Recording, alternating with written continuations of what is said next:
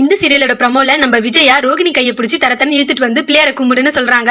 கும்பிட்டதும் போலாமா தானே ரோகிணி சொல்ல நம்ம விஜயாவும் என்னது போலாமா பிள்ளையாருக்கு 10 தோப்புகரணம் போடுன்னு சொல்றாங்க. ரோகிணி இருந்துகிட்டு என்னது 10 தோப்புகரணமா விஜயா அப்படிலாம் சொல்லக்கூடாது, சொல்றது மட்டும் செய்யுன்னு சொல்றாங்க.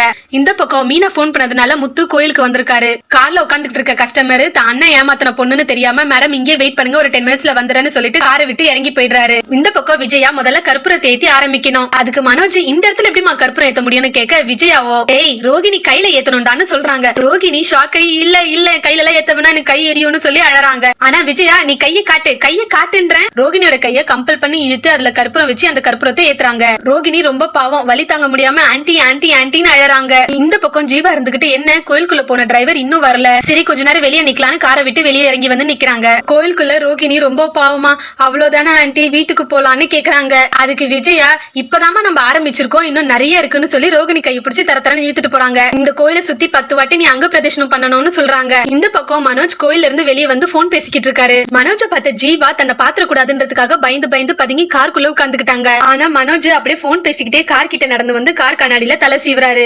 காருக்குள்ள இருக்கிற ஜீவாவோ பயந்து தன்னை பாத்திர கூடாதுன்றதுக்காக ஒளிஞ்சுக்கிறாங்க. முத்து அவங்க அப்பா கிட்ட அப்பா கார்ல கஸ்டமர் ரொம்ப நேரம் வெயிட் பண்றாங்க, நான் கண்டிப்பா போகணும்னு சொல்லிட்டு கிளம்பி வந்துடுறாரு. காருக்குள்ள ஏறி மேடம் சாரி மேடம் கொஞ்சம் லேட் ஆயிடுச்சு, இப்ப நீங்க சொன்ன இடத்துக்கு போயிடலாம்னு சொல்லி காரை எடுத்துறாரு. கடைசி வரைக்கும் நம்ம மனோஜ் அந்த ஜீவாவை பார்க்கவே இல்ல. ஆனா நம்ம முத்து இந்த பொண்ணுதான் தான் அண்ணனை ஏமாத்தின பொண்ணுன்னு கண்டுபிடிக்கிறாரா இல்லையான்னு பொறுத்திருந்து பார்க்கலாம். இது போன்ற பல சுவாரஸ்யமான நிகழ்ச்சிகளுக்கு நியூ லைன் சினிமா சப்ஸ்கிரைப் பண்ணுங்க. தேங்க்யூ.